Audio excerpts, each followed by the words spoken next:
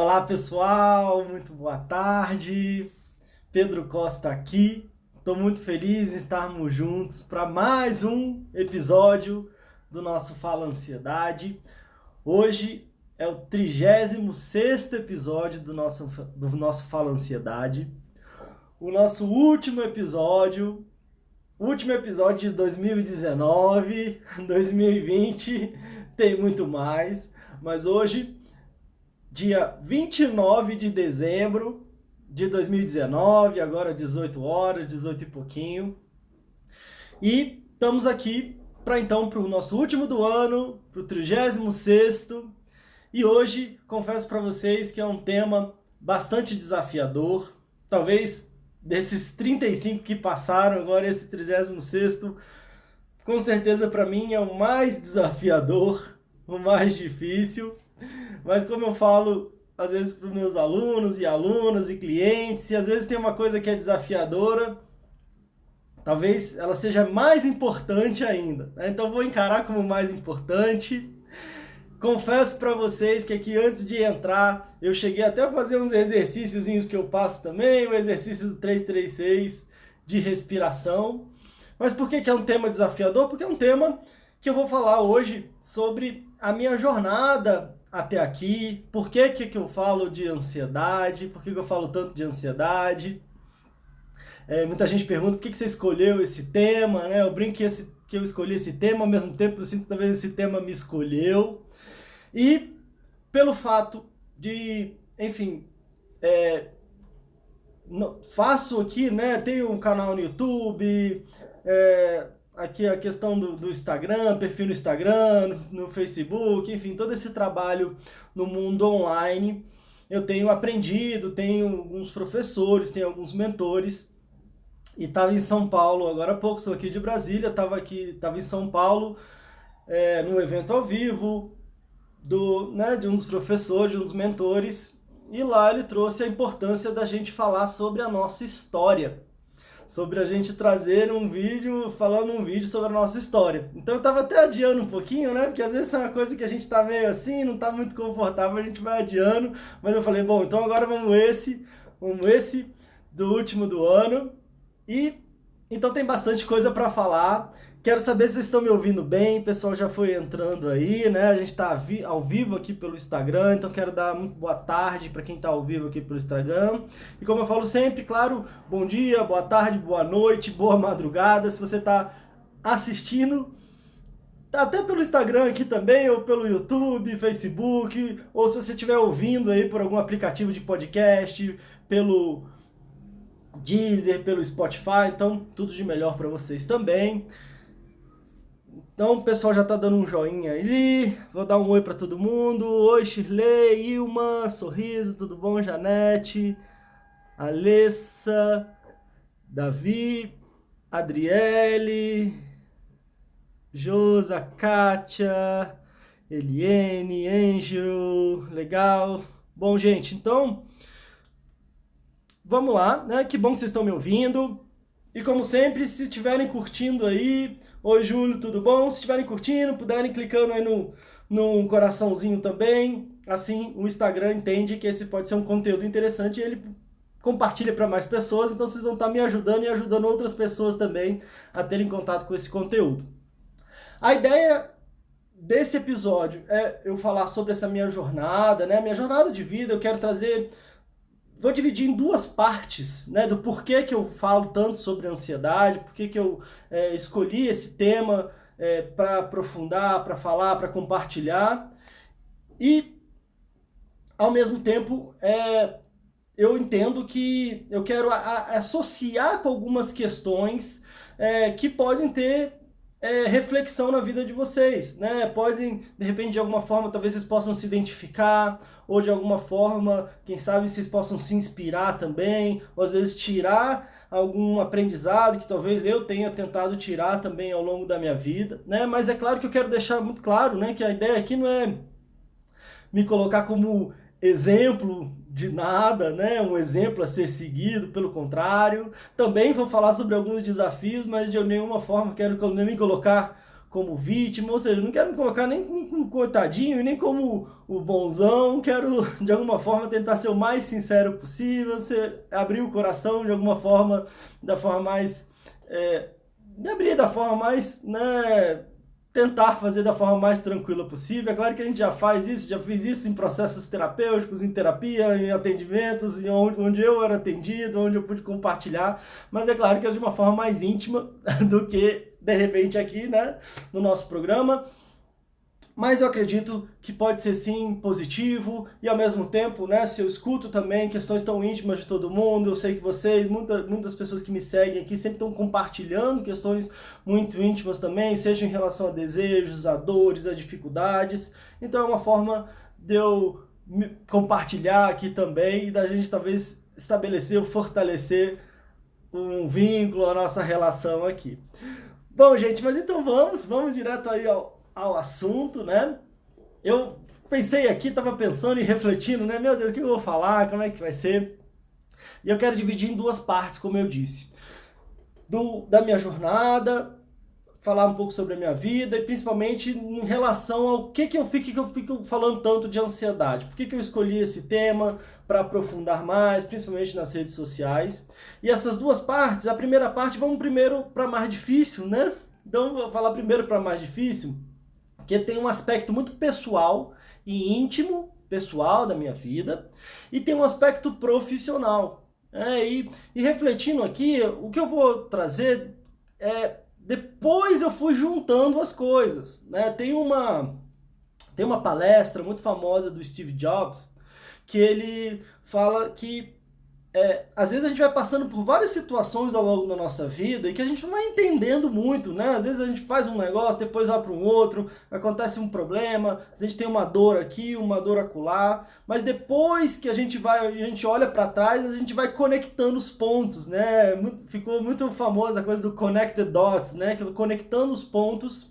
E a gente vai conectando que às vezes uma coisa tinha a ver com a outra, né? Quando a gente faz às vezes um exercício e às vezes a gente em diferentes ocasiões, né, de grupos e cursos, já até no atendimento individual também, às vezes quando eu proponho, né, das pessoas fazerem o exercício da roda da vida, né, que é um exercício que a gente vai fazendo, não, da roda da vida não, da linha da vida, tem um da roda da vida também, mas esse é o da linha da vida, que a gente faz uma linha e a gente coloca a data que a gente nasceu e a data de hoje, e aí a gente vai marcando, vai pensando nessa linha, vários pontos e situações marcantes da nossa vida, sejam situações dolorosas, situações difíceis, situações importantes, os marcos da nossa vida.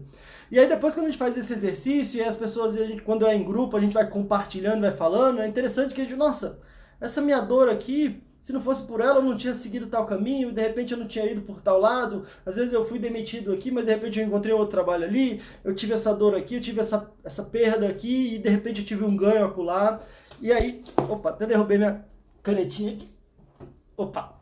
E aí, então, depois quando a gente vai percebendo isso, a gente vai inclusive se empoderando, né? Uma coisa que eu falo muito é que às vezes, como é possível a gente transformar, foi inclusive o episódio do episódio passado, né? A gente transforma as nossas dores, as nossas dificuldades nas nossas competências, nas nossas forças, principalmente se a gente toma consciência disso, principalmente se a gente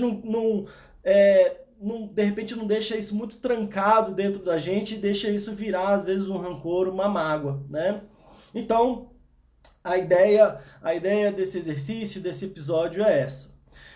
Quando eu falo na primeira parte, a primeira metade, né? E aí, o que eu percebi? Depois, conectando os pontos, né? Voltando aí no que eu estava dizendo. Que tiveram vários elementos que eu fui percebendo que ao longo da minha vida, desde às vezes ali da pequena infância e depois da adolescência, né, ao longo da minha adolescência ficou mais claro, e aí eu tive um sintoma de ansiedade que era muito chato, um sintoma de ansiedade que é um sintoma físico de ansiedade, e que ficava mais evidente, né? E depois foi ficando mais evidente, como é que depois eu fui resolvendo isso.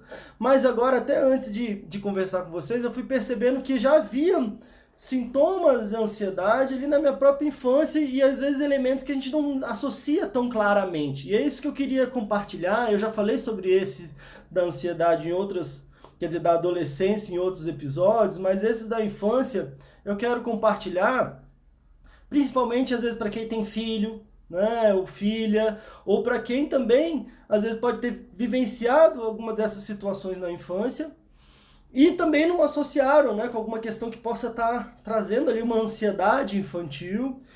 Então, e às vezes até entendendo que de repente essas coisas vêm lá de trás, né? Vêm lá de trás, às vezes elas vão mudando de jeito, mudando de nome, mudando de sintoma, mas principalmente a ideia de que quando a gente não vai trabalhando, eles vão mudando, mas vão crescendo e vão nos trazendo dificuldades, né? Então, nunca é tarde para a gente se conhecer melhor, para a gente trabalhar essas questões, para a gente transformar esses desafios.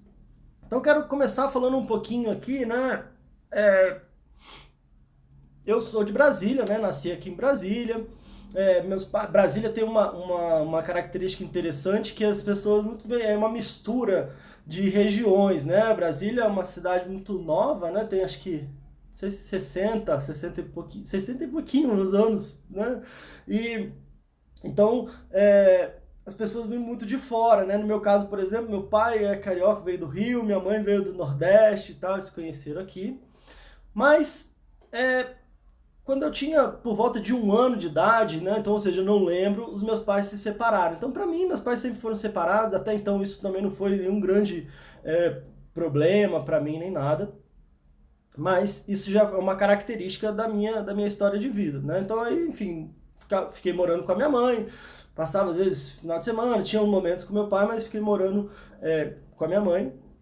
Mas características que eu já comecei a perceber e pensar, né, em relação à ansiedade, falavam que era criança que ficava muito quietinha ali, ficava ali brincando com meus brinquedos, uma criança meio tímida, né? Então essa questão da timidez pode ser um elemento aí, um pontinho de atenção, né? Claro que não é uma ligação direta de ansiedade, de algo muito preocupante, mas talvez um pontinho de atenção ali na infância.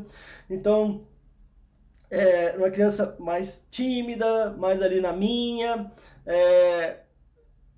tinha um negócio, né, esse é um desafio aqui de comentar, mas vamos entrando, né? E aí, chupava chupeta de criança, fiquei chupando chupeta até uns 7 anos de idade, né? Então, talvez com uma ligação ali de ter alguma coisa que me trouxesse ali um recursozinho ali, né? De repente, de tranquilidade, não querer largar, né? Tinha o meu travesseirinho. Tem um elemento que, por exemplo, depois a gente foi acompanhando a minha filha, né, no desfraude, e tinha um elemento, às vezes, de insegurança na infância, que depois muitos pais comentam, né, que é a questão do xixi na cama, né? Então eu lembro de algumas vezes, assim, de repente, depois até, sei lá, com 5, 6, 7 anos, às vezes eu dormi no casa do meu pai, ou dormi na casa da minha mãe, ia fazer xixi na cama e ficava aquele clima em casa. Às vezes dormia na casa do meu pai e queria esconder que tinha feito xixi na cama. E às vezes, por que eu tô falando isso? E às vezes até uma coisa meio, sei lá, constrangedora, né? Até hoje, sei lá, né? Falar sobre isso traz um constrangimento, mas eu acho que vale a pena falar sobre isso porque percebo que, eu lembro que não foi muito o meu caso, né? Mas ao atender muitos pais, e às vezes quando eu atendia criança também, às vezes os pais trazem, querendo às vezes brigar com a criança, e às vezes sem entender que aquela situação, o que está acontecendo ali, pode ser um elemento de alguma insegurança, né? Às vezes a criança absorve muito do que está acontecendo ao redor dela, às vezes os conflitos que podem estar tendo, né? São duas pessoas que eu admiro, são pessoas muito diferentes e que eu amo muito, são meu pai e minha mãe, mas são pessoas muito diferentes e que tiveram seus desafios, tiveram seus conflitos, digamos assim, e as suas dificuldades de entendimento, né? E eu percebo hoje que talvez eu, como criança, absorvia talvez muito desses desafios e desses conflitos que eles estavam tendo entre si, às vezes as dificuldades de comunicação que eles estavam tendo entre si, e aí talvez a criança vai absorvendo muito isso e às vezes manifestando isso de diferentes formas, né? Então, às vezes quando a criança está manifestando isso de alguma forma, normalmente os pais, talvez também sem ter uma compreensão, às vezes acabam ou culpando ou brigando com a criança. Eu lembro que depois eu, um pouquinho mais velho, né, comecei a roer a unha. Então eu roía a unha também, que é um sintoma da ansiedade, né? E aí eu lembro que a minha mãe conseguiu me convencer a não roer unha. Na época eu estava querendo aprender a tocar teclado, fiquei um tempo fazendo uma aula de piano, de teclado, não durou muito, hoje em dia eu não sei tocar nada, mas ela falou, ah não, mas você vai ser um pianista com a unha roendo unha, não é legal. E aí de repente de algum jeito eu consegui parar de roer unha, mas pensando agora, talvez a ansiedade e a insegurança ela foi se manifestando de diferentes formas ali, né? Então, por que eu estou compartilhando isso? Porque às vezes a gente pode ter um caso, eu escuto isso muito, né? Às vezes vem pais e mães falando, nossa, Pedro, tem um filho ou uma filha que não para de roer a unha, ou começa a roer a unha da mão, depois vai para roer a unha dos pés, e às vezes ficam naquela angústia até sangrar, e às vezes eu tento brigar, eu tento botar pimenta, eu tento botar esparadrapo, ou seja, a gente fica tentando lidar com o sintoma, o sintoma é a manifestação ali, né? Então eu fico tentando conter o sintoma, parar com o sintoma, mas muitas vezes eu não tenho a compreensão que aquele sintoma é só um aviso, é alguma coisa que está me sinalizando de algo mais profundo, de alguma coisa emocional que está acontecendo por dentro ali, né? Então, se a gente tem um espaço e às vezes encontra um espaço para, de alguma forma, para que a criança ali, o meu filho ou minha filha, conseguir elaborar as emoções, né? Um processo terapêutico. Às vezes aquela criança que ela é mais quietinha, que ela é mais tímida, às vezes ela não dá trabalho, né? Então é aquela criança que não dá muito trabalho, que não fica bagunçando muito na escola, que não, enfim, que não atrapalha a professora, que não atrapalha a aula, que não atrapalha muito em casa. Essa criança, às vezes ela pode estar com algum tipo de sofrimento emocional, mas como ela não está atrapalhando, ela às vezes acaba não tendo a ajuda que outras, às vezes, que estão meio que atrapalhando, que estão bagunçando, podem ter, né? Porque às vezes a gente entende a ideia de, às vezes, até levar uma criança, um filho ou filha para o psicólogo, como se fosse assim, tá dando problema, resolve esse problema. Então, se aquela que tá quietinha, que tá tímida, que tá ali, às vezes ela não tá dando problema, então ela não tem um problema para resolver. Mas ambas as crianças podem estar tendo algum tipo de sofrimento, absorvendo alguma dificuldade e manifestando essa dificuldade de diferentes formas, né? Então, às vezes, talvez essa reflexão pode ser interessante seja para se de repente você lembrar, poxa, muita gente que eu atendo, por exemplo, fala assim, não, eu já me percebi ansioso, às vezes na infância, na adolescência, mas isso foi aumentando até um ponto de um adoecimento, né? Às vezes eu tenho uma filha e um filho, tô vendo até um pessoal que está comentando aqui, né? Que toma remédio, que tem uma filha e vai começar a tratar, né? Que está fazendo tratamento também, então o pessoal está comentando aqui, né? Que está afetando na faculdade. Então é legal e que bom que posso estar comentando isso justamente para que a gente entenda que as crianças normalmente elas absorvem muito ali do clima que está acontecendo. A gente não precisa ensinar nossos filhos a falar, porque eles escutam a gente falando e eles reproduzem, né? Então, muito do que é aprendido, ele é aprendido através da observação. E às vezes é absorvido também no campo da emoção. Então eu fiz até a gente teve um episódio, se você não assistiu ainda, vale a pena assistir, que é em relação à ansiedade dos nossos filhos, né? Como lidar com a ansiedade com os filhos. Que o primeiro grande passo é a gente conseguir se cuidar. Porque naturalmente os filhos vão absorvendo isso, né? Eles vão aprendendo isso. Então não adianta às vezes, eu tô mal, mas eu finjo que eu tô bem. E eu estou muito preocupado com meu filho que tá mal. Se eu não cuido de mim, se eu não trato de mim, se eu não dou um exemplo, né? Não estou dizendo que a gente tem que ser perfeito ou perfeita para ser pai ou mãe, isso não existe. Mas se a gente não entende que às vezes, naturalmente, aquele clima que tem em casa, às vezes aquilo que eu estou sentindo, por mais que eu tente esconder, natural que os meus filhos vão absorver, né? Então, um grande passo é a gente, como adulto, saber cuidar da gente mesmo, tirar um tempo pra gente mesmo. Eu sei que como pai ou mãe, às vezes a gente quer priorizar os filhos, então a gente tá mal, mas a gente... não, primeiro eles, né? Mas às vezes se a gente não tá bem, a gente não consegue, inclusive, favorecer esse clima de um clima psicológico em casa de maior tranquilidade, de maior bem-estar, de maior alegria, que com certeza vai ser muito importante ali para os filhos, né? E como eu disse, eu não estou querendo dizer, por exemplo, que eu tive uma infância ruim, uma infância complicada. Todos nós temos desafios, né? Até hoje eu não conheci ninguém que teve uma infância perfeita, que não teve nada que, olhando para trás, a gente percebe como desafios nas relações familiares, nos desafios sociais, educacionais. Então, isso é algo muito natural, que se a gente consegue trabalhar e transformar isso, e transformar, como eu falei no episódio passado, as nossas dores, as nossas carências em competências, né? Eu lembro também de, às vezes, como criança, e aí talvez fique claro um elemento de ansiedade também, que eu sempre já queria ser meio que adulto, né? Então eu queria ser adulto. Às vezes eu vi meu pai, por exemplo, de terno, trabalhando de terno, eu queria usar terno, eu queria ter como se fosse uma pressa, uma agonia para já ser adulto, né? Então talvez esse é um elemento aí de uma ansiedade, talvez de um desejo de estar chegando, que o futuro chegue logo, né?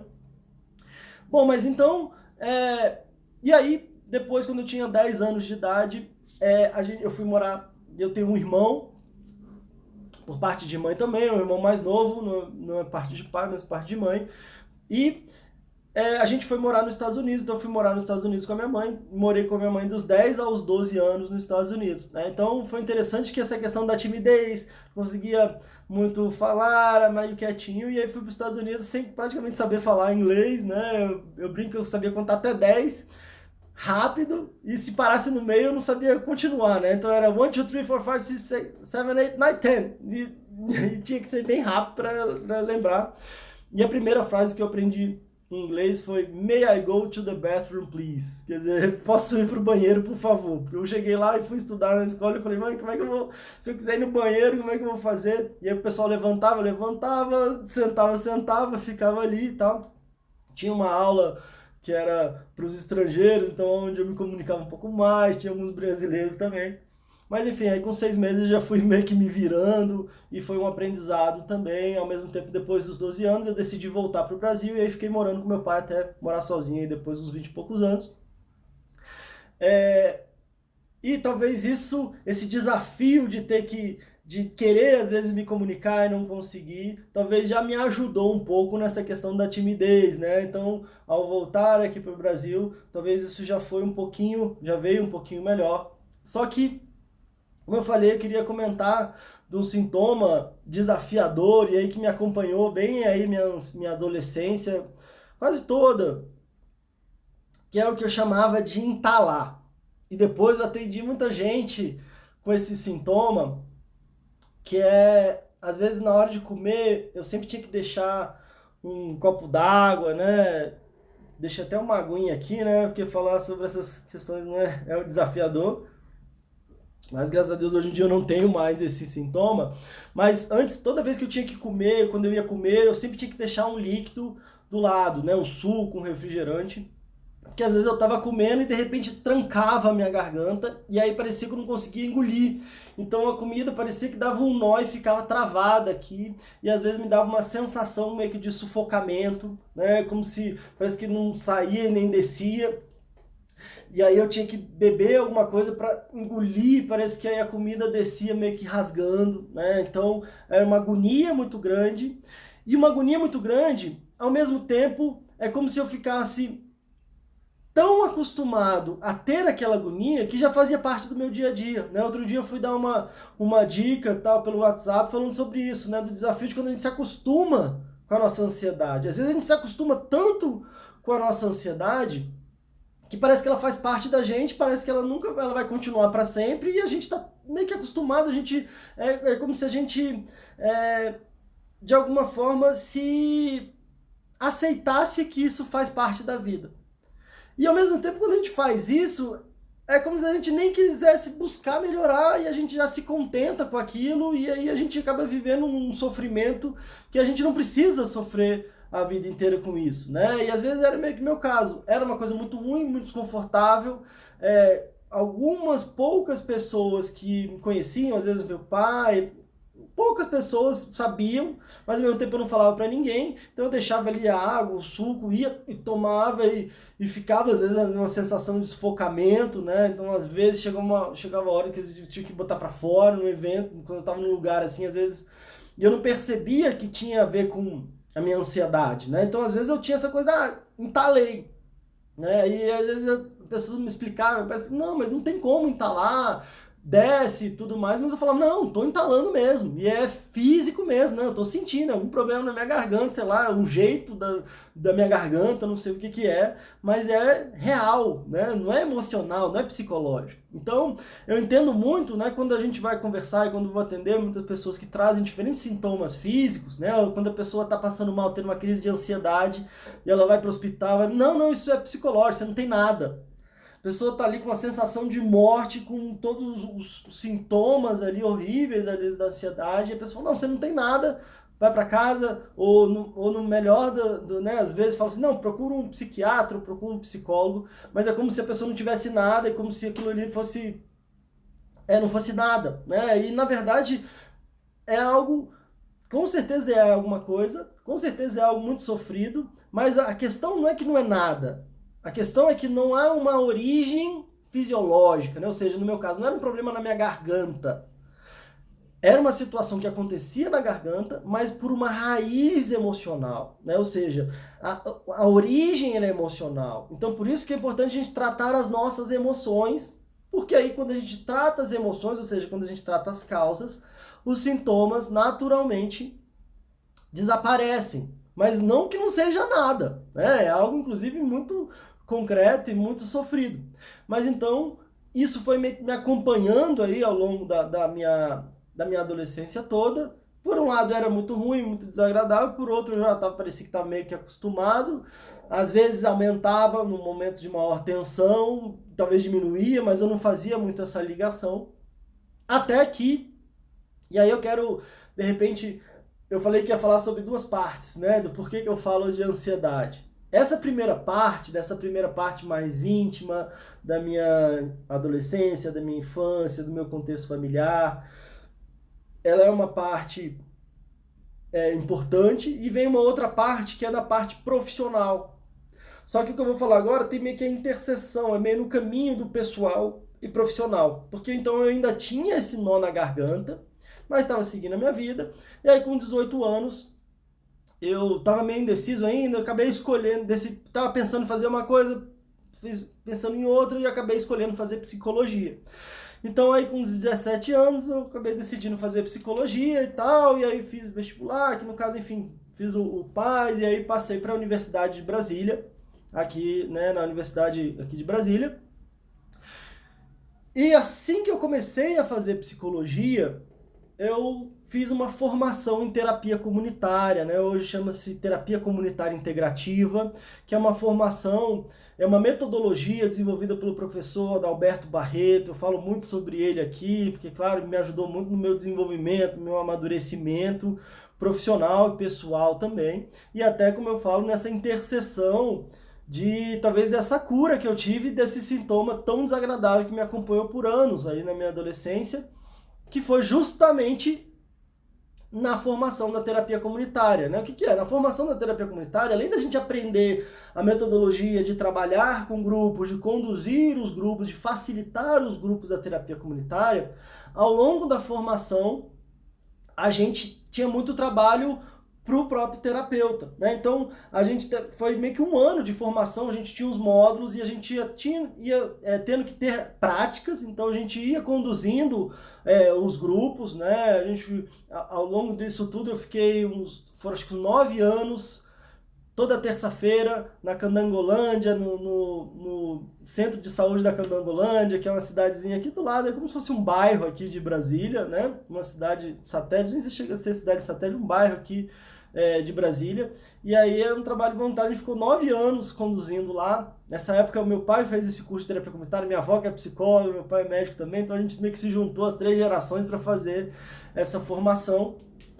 E aí a gente ficou junto lá fazendo a terapia comunitária, depois vieram outros terapeutas, outros colegas. Mas durante a formação, E aí é um ponto muito interessante, a gente ia se trabalhando também. Então tinham vivências, tinham exercícios.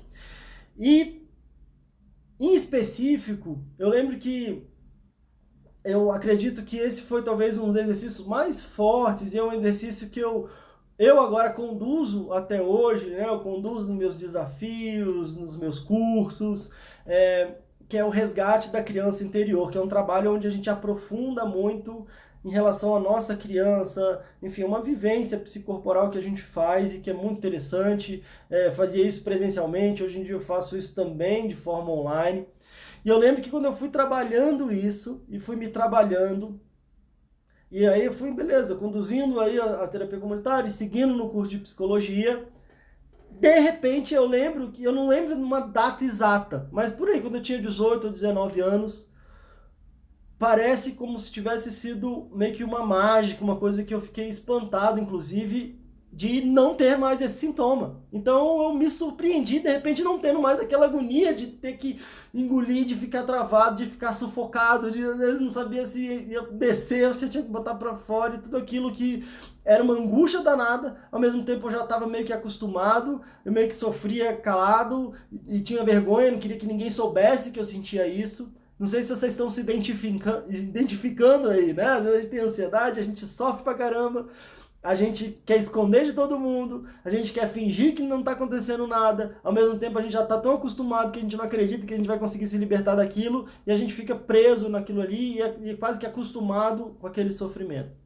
E aí eu sou muito grato pelo fato de estava aprendendo ali, estava, né, me capacitando profissionalmente, mas ao mesmo tempo eu fui trabalhando aspectos emocionais e questões familiares e desafios familiares, desafios da minha vida, como todos nós temos, que quando eu tratei as causas, eu me surpreendi não tendo mais os sintomas. Né? Então, por um lado, eu entendo muito quando as pessoas falam que, poxa, eu não acredito que isso tem nada a ver com uma questão emocional, porque eu também não acreditava.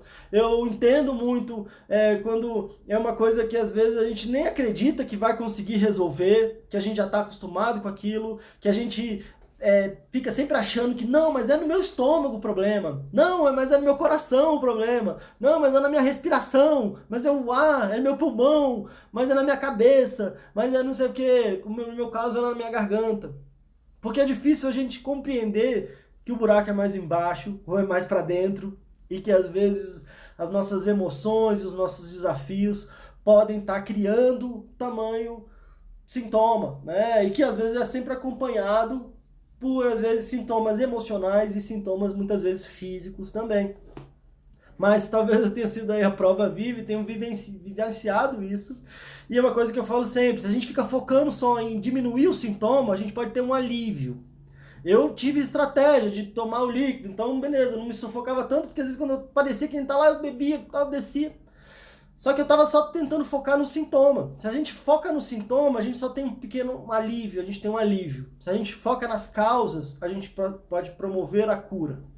E essa cura foi promovida no meu caso e me surpreendeu, de repente olhando para trás e não tendo mais. Como eu cito um exemplo de um cliente que eu atendi alguns anos atrás, que depois ele falou, olha Pedro, eu nem comentei com você porque eu já tinha desistido, mas eu sempre tentei parar de roer a unha e nunca consegui. E ele já tinha mais de 50, 60 anos já. E aí eu falei, poxa, ele me disse, olha, tem 1, 2 semanas que depois que eu fui me tocar que eu não tô roendo mais a unha. E ele chegou lá na terapia, nem acreditando, ele falou, eu só vim aqui porque minha mulher me obrigou. Porque eu entendo que se eu tomo um remédio, esse remédio tem uma química e atua no meu cérebro. Agora eu vim aqui conversar com você e ficar falando com você aqui, o que isso vai resolver, né? E eu agradeci muito a sinceridade e o convidei a fazer uma experiência. Eu falei, bom, já que sua mulher te obrigou mesmo, então vamos conversar aqui, vamos fazer um teste, vamos ver no que você vai se sentindo. E é uma pessoa super querida, claro que já recebeu alta muitos anos atrás, mas você me manda mensagem, Natal, Ano Novo, aniversário, então é uma pessoa muito querida e que trouxe isso. Também se surpreendeu não tendo mais o sintoma. Além de, claro, de outras coisas que ele trouxe, esse sintoma da unha, ele foi surpreendido de não ter mais. Né? E como eu falei, às vezes ao longo da minha infância eu tinha uma coisa, pulou para outra, pulou para outra, pulou para outra. Então, se a gente não resolve, às vezes as situações vão meio que pulando, mas não vão se resolvendo, né? Então, às vezes a criança tá ali fazendo um problema, tá roendo a unha, tá isso, aquilo, você fica, para com isso, para com isso. Às vezes ela até consegue parar, mas daqui a pouco ela começa a ter uma outra situação, né? E aí, às vezes até uma outra situação mais séria, mais complicada, né? Então, talvez essa aí seja a interseção, mas tudo bem, eu continuei na terapia comunitária, continuei na psicologia, me formei, né? Me formei em 2007, então tem aí 12 anos, né? Um pouquinho mais de 12 anos que eu sou psicólogo, tem uns 17 anos que eu sou terapeuta comunitário, que eu trabalho muito com grupo, mas até então eu trabalhava com grupo, trabalhava como psicólogo, atendendo as pessoas que buscavam o atendimento psicológico, né? Então com diferentes temas. E aí até então não trabalhava especificamente com ansiedade. E aí agora a gente entra na parte mais fácil, né? Para mim falar, para eu falar, né? Para eu falar fica mais fácil, que é a parte profissional, né? Que é o que foi acontecendo? Eu fui atendendo, tudo mais, e nos últimos 7 anos, esse ano eu saí de lá, mas nos últimos 7 anos eu trabalhei na Clínica Diálogo, que também comentei aqui no episódio, nos episódios anteriores. Foi uma honra, foi um privilégio. Trabalhar na Clínica Diálogo foi uma experiência muito grande, né? Lá eu atendia por convênio, hoje em dia eu não atendo mais por convênio, mas eu atendi lá durante esses 7 anos por convênio, e foi uma experiência muito rica, porque eu tive a oportunidade de atender muitas pessoas, né? Eu fazia os atendimentos, eu fazia os acolhimentos, que é receber os clientes na clínica e encaminhar para outros psicólogos. Eu trabalhei como responsável técnico lá de uma das unidades, né? Então, ao longo desse período aí foram mais de 9.000 atendimentos, né? Eu falo isso porque toda vez eu me surpreendo, né? E eu só acredito que às vezes o sistema contabilizava lá. Então, e o que acontecia é que às vezes até eu ia conversar com algumas pessoas e eu começava a falar, olha, se você for fazer um trabalho, eu aconselho você fazer um trabalho relacionado à ansiedade. Porque eu percebo que mais da metade das pessoas que procuram a terapia, elas estão procurando a terapia por conta da ansiedade. Às vezes elas ou estão já com crise de ansiedade, com transtorno de ansiedade, já com nível de adoecimento relacionado à ansiedade, ou pelo menos a ansiedade é um sintoma presente ali na vida delas. Lá na terapia comunitária também, quando a gente fazia a terapia comunitária aqui na Candangolândia, em outros lugares que eu já tive a oportunidade de conduzir as rodas, muito das queixas e das histórias que as pessoas traziam também eram relacionadas à ansiedade, às vezes eram síndrome do pânico, às vezes pessoas que tiveram síndrome do pânico a vida inteira e nem sabiam que tinha nome, que não tiveram a oportunidade de buscar um tratamento, né? Nem sabiam que tinham, mas aí tinham todos esses sintomas, às vezes aquele medo, a sensação de morte iminente, crise de ansiedade. Então eu lembro de comentar às vezes com os colegas, nossa, se for fazer um trabalho, se você focar em ansiedade, vai ter muita gente precisando disso, né? E aí é interessante que eu fui fazendo aí algumas, depois de me formar, né, eu fiz algumas especializações, alguns cursos de formação, fiz uma formação numa abordagem humanista, quero aproveitar esse momento aqui. Tem uma coisa que o Freud falava, né, que ele tinha um conceito de dívida simbólica. Como essa questão da dívida simbólica, né? A dívida simbólica ele trazia que é uma dívida que a gente contrai, que a gente não consegue pagar para quem a gente contraiu. A gente só consegue pagar para frente, né? E tem a ver com os nossos mestres, com os nossos professores. Então ele trazia como se ele tivesse tido uma dívida simbólica com os professores que ele teve e que ele só conseguiria pagar nos atendimentos ou dando aula, né? Enfim, ele se dedicou a vida inteira a arte do impossível do ensinar, a arte do impossível do curar, né? Impossível porque ninguém cura ninguém, ninguém ensina ninguém, mas você estimula a cura do outro, você estimula o aprendizado do outro, né? Você inocula o desejo de aprender, usando um termo aí também mais psicoanalítico, mas eu quero aproveitar esse momento para também transmitir a minha profunda gratidão para os meus professores, para as pessoas que de alguma forma me ensinaram, seja nos cursos de formação, seja ao longo da minha graduação, seja depois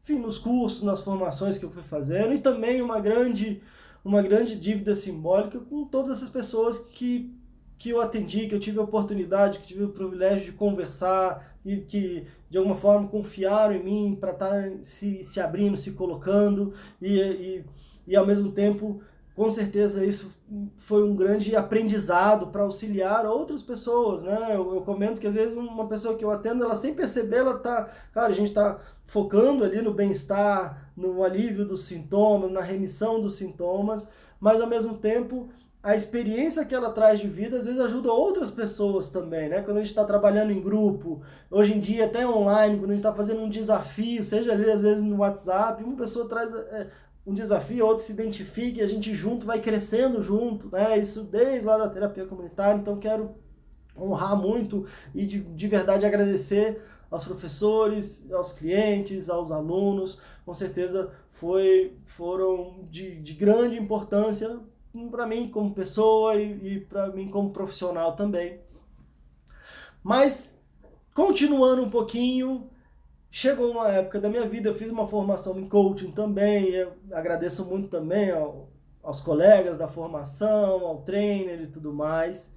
E aí eu fiz um curso de empreendedorismo digital, tinha a sensação de que eu queria contribuir mais, ajudar mais pessoas, tive filha também, depois inclusive me separei também, e aí como a vida às vezes vai se repetindo, né? Às vezes situações que aconteceram lá atrás vão se repetindo, ao mesmo tempo uma coisa que eu conversava muito com a mãe da minha filha, tenho muito orgulho de hoje, me considero amigo da mãe da minha filha, da Clarissa. E se a gente reproduziu o fato de se separar, e ela também teve pais separados, a gente sempre tentou focar em estabelecer um bom vínculo entre a gente, né, em relação ao foco na nossa filha, o foco ao bem-estar dela, por mais desafiador que tenha sido, e também por os conflitos que a gente teve. Minha filha não mora aqui em Brasília, mora em Porto Alegre, mas mesmo assim a gente consegue conciliar, a tecnologia ajuda, eu estou sempre viajando, e aí eu tendo que viajar, tendo que, enfim, né, tendo os cursos e tudo mais, eu falei, nossa, eu quero trabalhar mais, eu tenho que trabalhar melhor, eu preciso ganhar mais também. E aí eu fui fazendo outras formações e fui querendo entrar nesse mundo digital, né, eu comecei no mundo digital falando com a minha filha pelo Skype, e depois atendendo pelo Skype, depois no YouTube, e aí querendo compartilhar conteúdo e trabalhar com a internet também, como uma forma de atingir mais pessoas, como uma forma, de repente, de melhorar o meu trabalho. E eu fui fazendo isso e até então ainda não tinha um foco em ansiedades. Foi lá em 2015, comecei a compartilhar conteúdo e eu falei, poxa, eu falo um monte de coisa nos meus atendimentos. Então eu vou ficar repetindo o que eu falo. O que eu falo que eu repito muito nos meus atendimentos, eu vou começar a gravar vídeos e falar o que eu falo nos meus atendimentos, nos vídeos, e as pessoas vão poder assistir. E eu fui falando sobre um monte de tema, até que em maio de 2016, eu estava checando aqui no meu canal no YouTube, dia 10 de maio de 2016, eu postei o primeiro vídeo da série sobre ansiedade. E aí eu ficava falando, tem que fazer, alguém tem que fazer, alguém tem que fazer. Eu falei, poxa, eu que vou fazer, então vou deixar eu fazer. É um tema, eu fui aprendendo também que na internet é importante você escolher um tema, né? Escolher uma dor, escolher um público para você ajudar. E aí eu falei, poxa, eu estou escutando tanta gente falando sobre ansiedade no atendimento, mais da metade das pessoas, por baixo, mais da metade das pessoas trazem a queixa de ansiedade. Quer dizer, é uma coisa que todo dia eu atendia, como eu falei, esses mais de 9 mil atendimentos, a grande maioria eram com sintomas relacionados à ansiedade. E aí eu decidi, então, no dia 10 de maio, eu comecei a série, 10 de maio de 2016, eu comecei a gravar vídeos aí falando sobre ansiedade. E aí isso foi indo. Depois, em 2018, eu ainda estava lá na Clínica Diálogo, a gente teve uma primeira turma de um curso que eu dei para ajudar as pessoas a superarem a ansiedade. Então a gente tinha um curso presencial aqui em Brasília, E aí eu fui trazendo várias técnicas, enfim, nessa questão das formações, vários exercícios, e a gente teve então esse curso, esse grupo, né? Ao longo desse período também eu fui trabalhando muito e tendo tanto no individual quanto em grupo também, e a gente teve esse curso presencial, e a gente teve algumas turmas, e o feedback das pessoas era muito positivo, né? Então a gente ali em 8 semanas, parecia que as pessoas tinham mais resultado do que às vezes em mais tempo, às vezes num processo individual, pelo fato de a gente estar em grupo ali, enfim, pelo fato de ser focado, né? Então eu fui aprendendo ainda mais, fui estudando ainda mais o tema e fui percebendo depois e ligando os pontos que esse tema, por que eu falo que esse tema me escolheu? Porque talvez desde lá de trás, da minha história como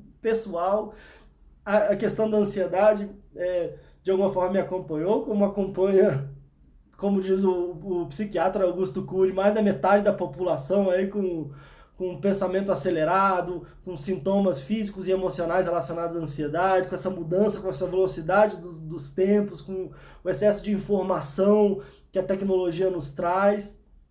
E aí, enfim, e aí a gente foi aprofundando e tendo essas turmas, e aí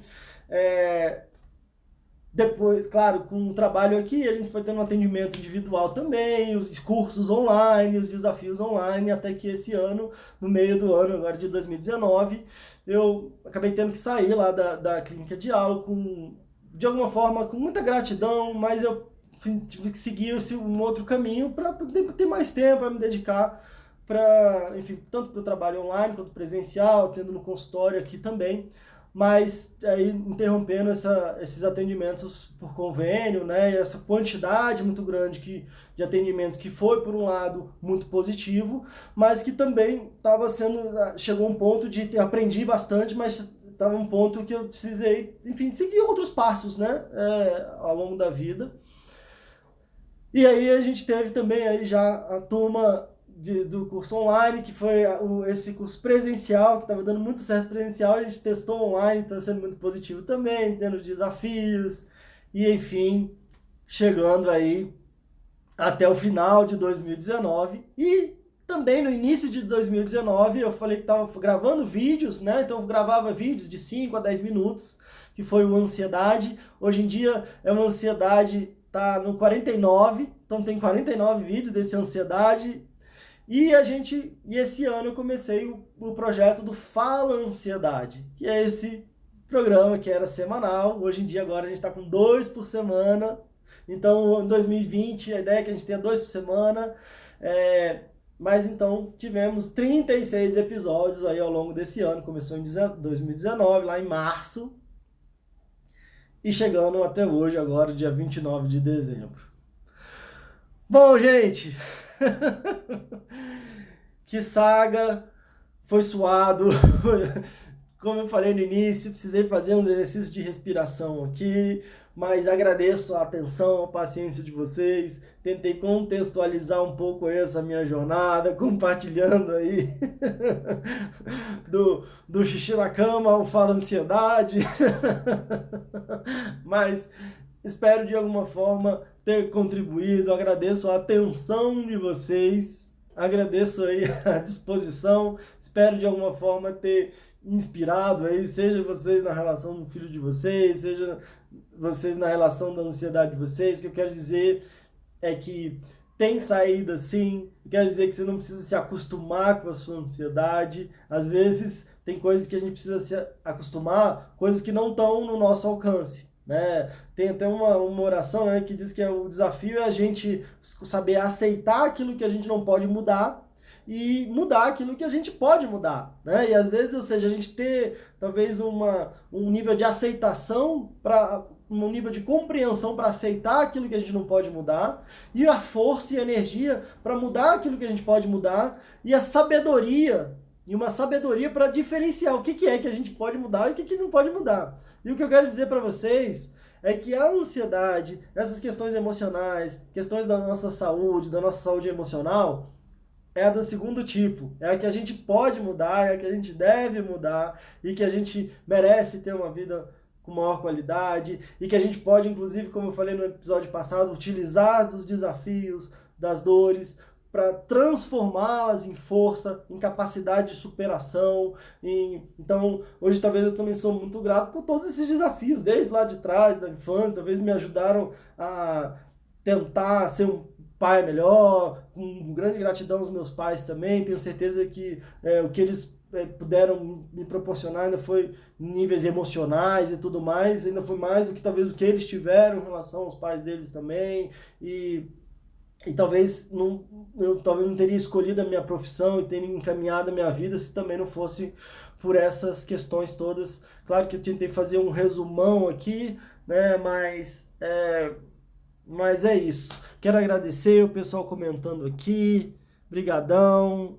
A gente está bem já em cima do horário, então não vou nem poder abrir para perguntas aqui, porque senão daqui a pouco o Instagram corta mesmo a nossa live e eu salvo para depois poder disponibilizar para o YouTube, as outras redes sociais e botar como um podcast também. O nosso último episódio do ano. Ano que vem tem mais, ano que vem tem muito mais. Vamos abrir novas turmas para os desafios, para os cursos, para os atendimentos, para o conteúdo gratuito aqui, que também é sempre um prazer em poder contribuir. Percebi e tenho cada vez mais respirado essa missão, que é ajudar cada vez mais pessoas e mais pessoas. Então eu quero ajudar nas pessoas o máximo possível e quero ajudar o máximo possível de pessoas. Então essa questão da tecnologia, de verdade, ajuda muito e sempre me encanta muito saber que eu estou podendo estar aqui e ao vivo e conversando e ao vivo aqui com várias pessoas de vários outros estados e até países, e depois esse conteúdo ser assistido e ouvido aí por bastante gente também. Então é isso, gente. Tudo de bom para vocês. Um ótimo 2020.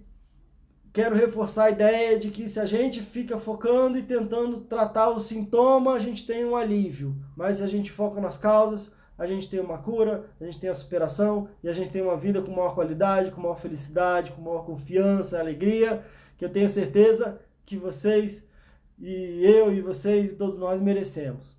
Tudo de bom, um beijão, ótimo 2020 e a gente se vê no ano que vem.